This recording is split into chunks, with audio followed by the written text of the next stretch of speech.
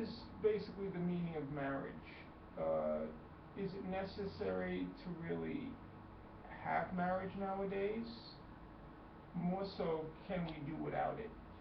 The reason I state this is because people have the ability to just be drawn towards each other or to be pulled apart. Uh, these things are spiritual without needing the use of training wheels. Well, okay. I'm going to have to throw a bunch of things at you historically so you can understand what's happening in the modern world is based upon a whole series of things at different levels, okay? I already did videos on relationships. In fact, some of my more articulate statements on it came in the latest spring that we had. So if you just look it up, it should be like April or May.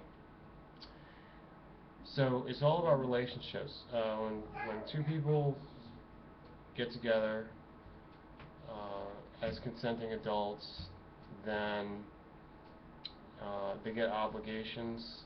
They create connections where there's ongoing activity. That can be just with them, insulated, or it can be going out to affect the world. And primary activity is going to have to do with sexuality, which when it comes down to is very controversial. So basically all morality as within the human experience has to do with judging the rules of sexuality and relationship.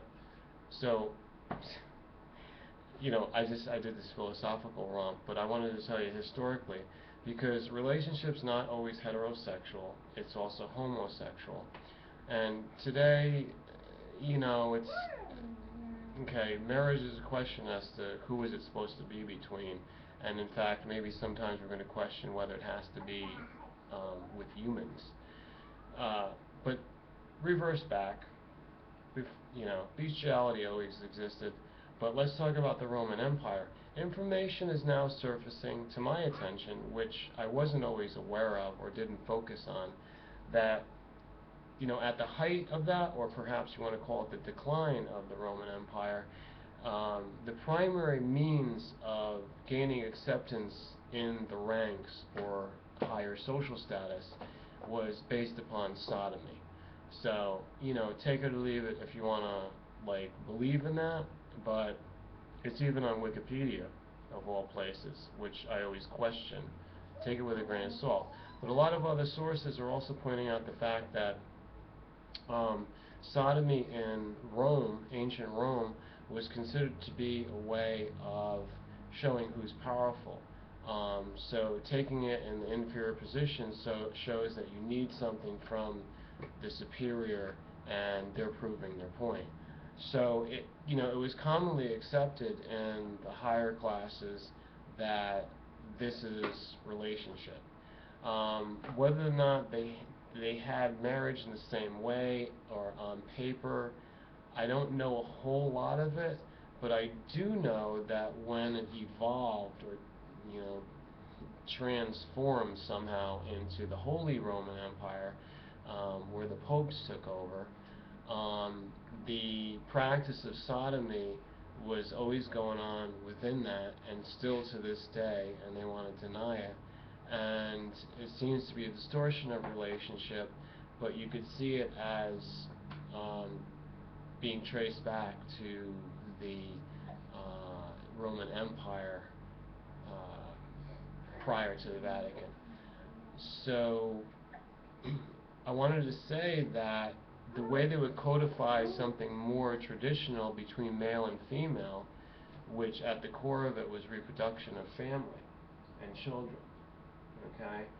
And they created a license for it because of all the things that you could do, you would have licensing. And license is, the origin and the meaning of it comes from the Latin term, and it's basically a way that the Roman Catholic Church made lots of money because they were licentious.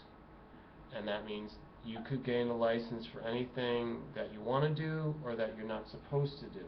But as long as you buy a license, it's okay, because they'll approve it.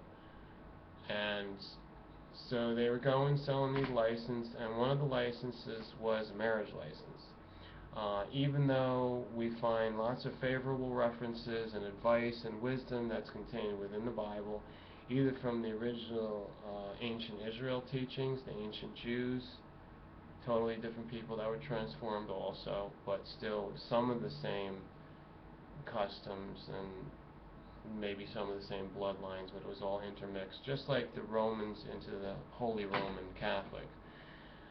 And so I'm not going to talk so much as through the Jewish lineage of the meaning of marriage. I can't cover everything, but I think it's really key to understand it through the Roman Empire and then into the Catholic form, and that licenses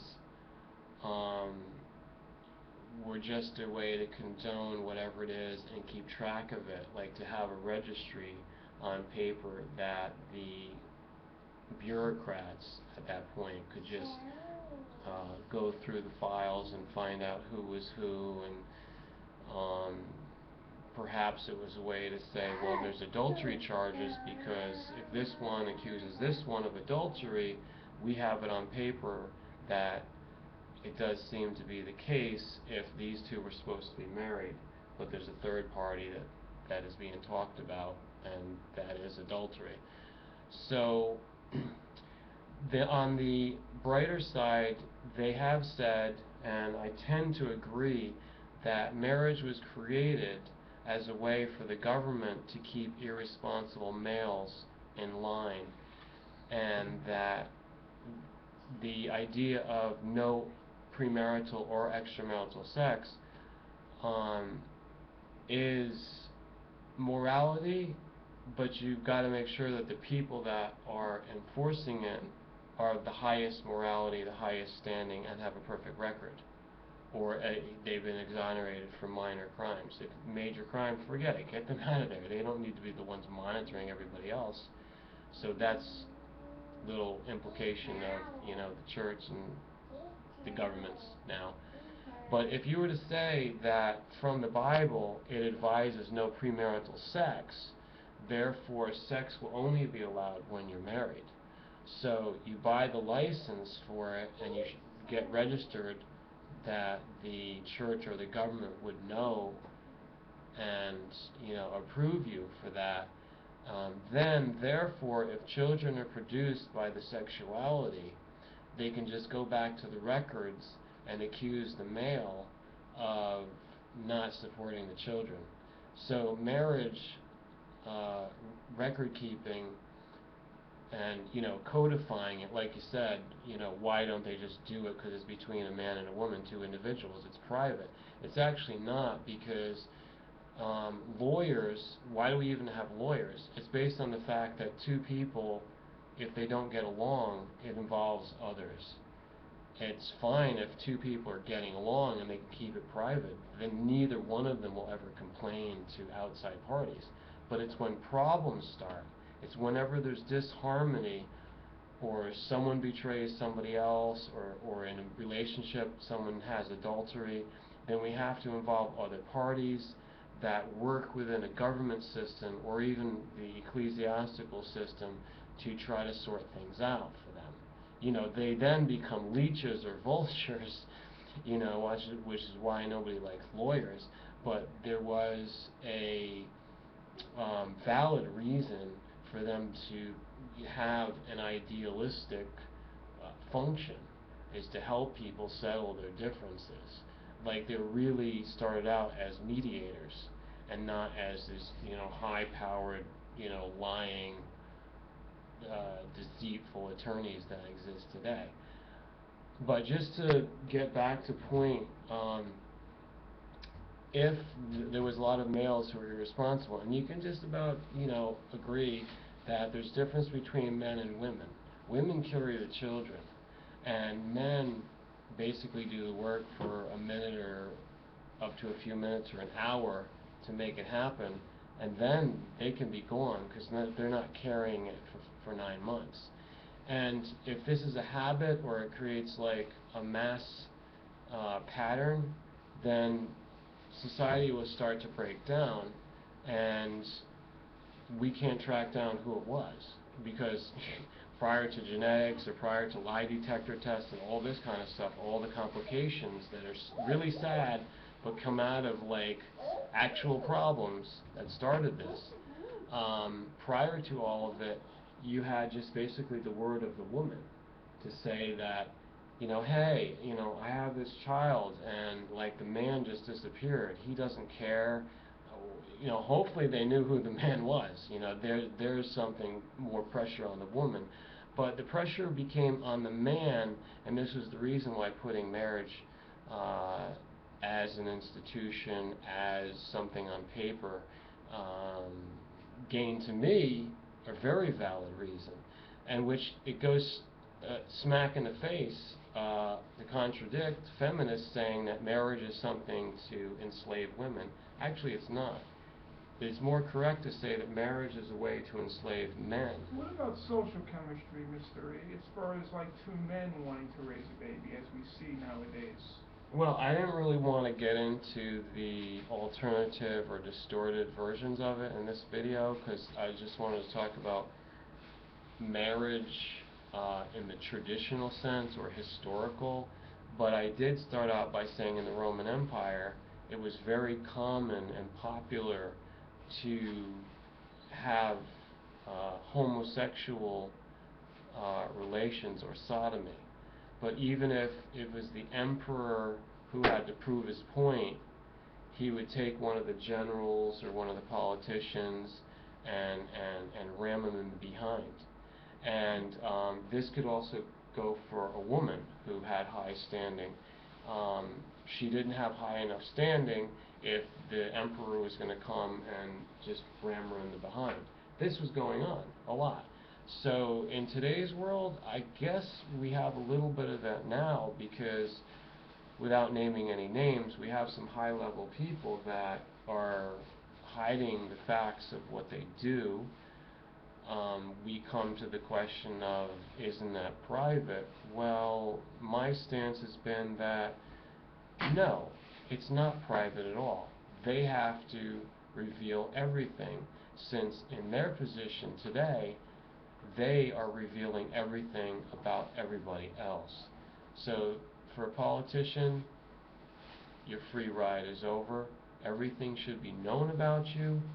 If you've been with multiple other men and you have a fake marriage to a woman, that kind of deception is not going to be allowed. It has to be honesty, and then with honesty we can start to say what's a better system. If people want to do those things, it should be their choice, but positions of power should not be open to something like that. I know that's controversial to say, and I really haven't proven that point in this video, but maybe it can lead into another video. I've just really here told you the purpose for marriage. I've given you some hints, historical pinpoints, just in certain cultures, but I could also tell you in the Muslim culture, or if you want to call it a different civilization, which it's not. In the West, we use the Arabic numbers, so I don't know what you mean that it's a different civilization. Sorry, I mean, get off that, you anti-Muslims. Go jump off a cliff. We can talk about Jewish lineage, tradition of that, and laws regarding marriage, their wisdom and their good advice. We could talk about Chinese. We can talk about American culture, bring it up to date to, you know, all the 20th century and how it's progressed. And actually, so, you know, now people are asking, and children grow up with a choice. They're thinking, well, you know, I could get up to be an adult and get married and have a family, or I could choose to have somebody of the same sex.